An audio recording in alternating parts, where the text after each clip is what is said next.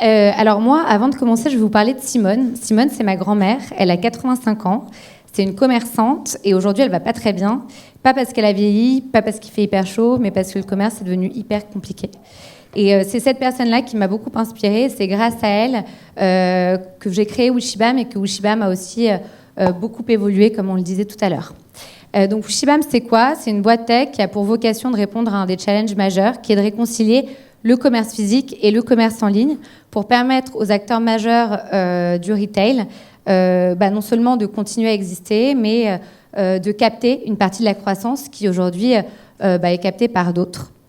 Les chiffres, vous les connaissez, j'imagine, je suis arrivée un peu en retard du coup, mais j'imagine que vous les avez en tête. Sur les 5 dernières années, le nombre d'entrées dans les magasins aux États-Unis a baissé de 60%. À côté, la croissance du chiffre d'affaires en ligne a augmenté de 170%. Et si vous regardez autour de vous, ça c'est un chiffre français, le taux de vacances en centre-ville a augmenté de 57%. C'est énorme, ça veut dire quoi ? Ça veut dire qu'en fait, les magasins autour de nous sont en train de fermer. Au-delà du fait qu'une ville sans commerçants, c'est quand même super triste, ce qui est compliqué, c'est aussi que... que les villes sans commerçants, c'est quand même super triste. Ça va avoir un impact, ça risque d'avoir un impact majeur sur notre économie, parce qu'il y a peut-être quelque chose que vous n'aviez pas en tête, c'est que les fonds de pension, les assurances-vie, les fonds d'investissement, les banques sont toutes super exposées sur la partie immobilier commercial. Et aujourd'hui, comme c'est en train de s'effondrer, ça risque d'impacter tout le monde. C'est-à-dire que la crise des subprimes en 2008, c'est peut-être rien à côté de ce qui va nous arriver si on ne réagit pas vite avec des solutions comme la nôtre. Donc l'idée, c'est de permettre à ces acteurs-là de répondre aux besoins actuels du consommateur. Et vous, quand vous êtes consommateur, vous voulez quoi ? Acheter quand vous voulez, chez votre commerçant préféré. Et ce n'est pas votre problème, en fait, de savoir s'il est ouvert, s'il est fermé, comment il va faire pour vous livrer. Voilà, on va passer ça. Donc, pour réussir, qu'est-ce qu'on a fait ? Donc, ça fait 3 ans et demi qu'on existe. On a développé un écosystème qui est modulaire, qui est constitué d'une marketplace, d'un CRM et d'une application de picking. C'est cet écosystème-là qui nous a permis d'être les seuls au monde, d'être les premiers à digitaliser un centre commercial. Ce centre commercial s'appelle The Village Outlet. C'est un outlet, 25 000 m² de surface commerciale, une centaine de magasins. Pourquoi on a réussi ? Déjà parce que les commerçants sont de plus en plus prêts. Ils ont compris qu'il était temps de se bouger, de se mettre sur la partie digitale, mais aussi parce qu'au cœur de notre écosystème, il y a du machine learning, et c'est ça qui nous permet, de récupérer, d'homogénéiser le flux de n'importe quel commerçant sans demander vraiment des efforts à l'équipe IT, et 2, de monitorer des campagnes marketing ultra personnalisées en réconciliant la data physique et en ligne. Les chiffres sont... Voilà. Les chiffres de The Village sont hyper bons. On est actuellement, ça fait 6 mois que cette solution tourne sur le centre. On augmente le chiffre d'affaires des magasins présents sur le centre en moyenne de 15%. Ça veut dire que 15% de leur chiffre d'affaires aujourd'hui est réalisé via cette solution. Il y a un truc qui est hyper important pour nous, c'est que c'est du chiffre d'affaires magasin.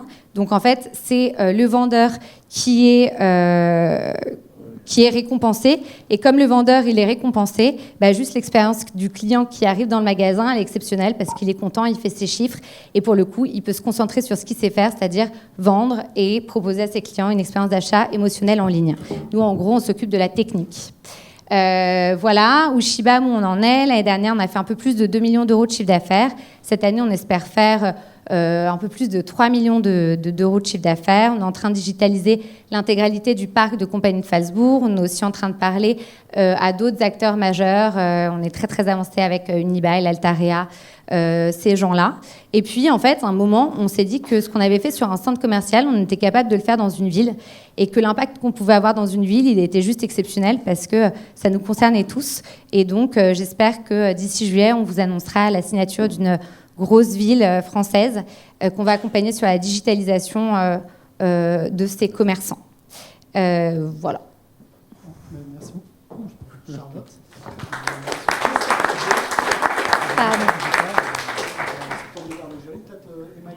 Tu as beaucoup parlé d'omnicanalité tout à l'heure et de complémentarité web et magasin. En fait, c'est très bien.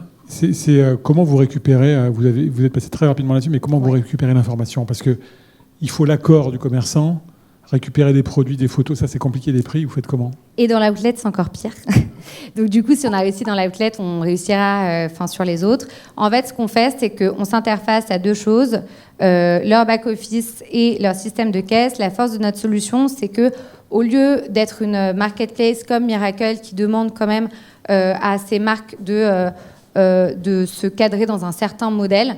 Nous, on a intégré cette partie de transformation de flux grâce à notre machine learning. Donc, dès qu'on récupère le flux, on arrive à le corriger, à l'homogénéiser et à le faire aller sur la plateforme.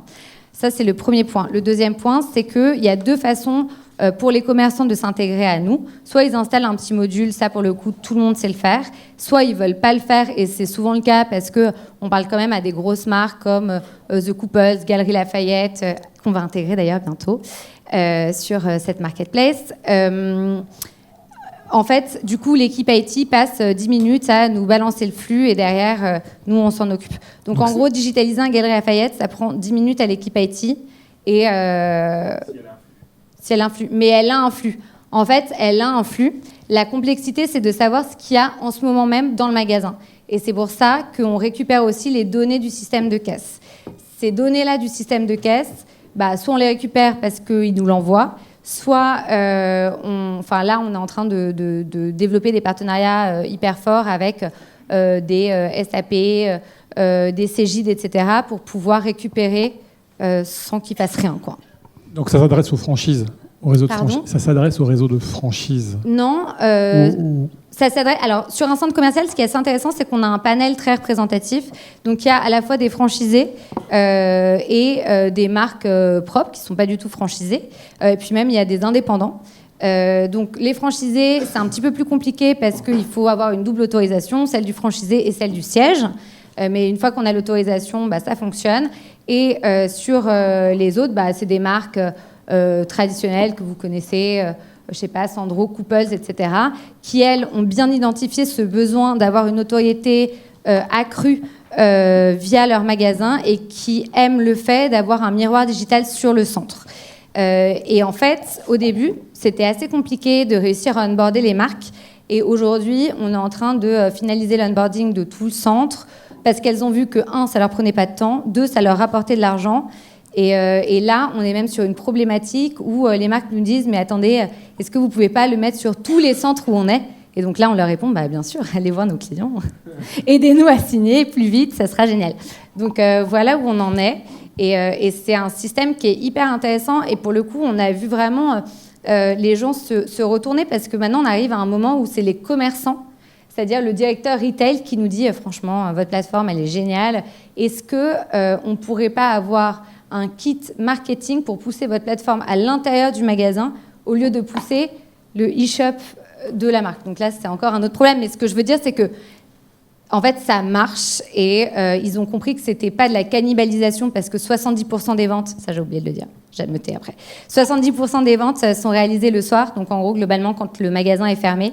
Et donc, en fait, c'est vraiment juste de l'additionnel pour eux. Ils sont contents. Okay. Je crois qu'Alain, tu avais une question pour Charlotte.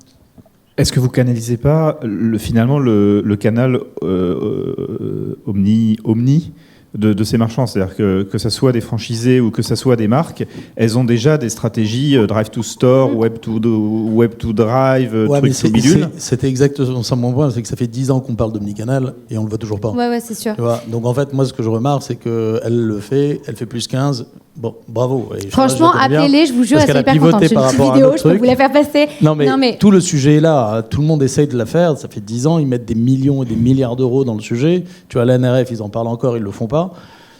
C'est vraiment un sujet. Donc là, s'il y a un moyen d'arriver à des résultats, bravo. Il y a deux, en fait, du coup, j'ai plus beaucoup de temps, mais en fait, il y a 2 points. Le premier, c'est que quand tu es un client de The Couples, je prends The Couples parce que pour le coup, eux, ce mois-ci, on leur a fait plus 30%. Mais quand tu as un client de The Couples, si tu es un client de The Couples, tu vas aller soit dans le réseau The Couples que tu connais, soit sur le e-shop de The Couples si tu n'as pas envie de te déplacer. En revanche, si tu es un client qui a une super expérience dans un centre commercial, parce qu'un centre commercial, c'est quand même un tiers de confiance publique. Et en fait, tu penses au centre commercial, tu dis que, je sais pas, tu as besoin d'une veste, et là, il se trouve que tu aimes bien The Couples, et donc tu achètes du The Couples. En fait, c'est juste un canal de distribution additionnel, au même titre que la Redoute pour les marques. C'est un canal de distribution additionnel pour eux, et de visibilité, de notoriété, et c'est hyper important. Génial. Merci beaucoup, Charlotte. Merci à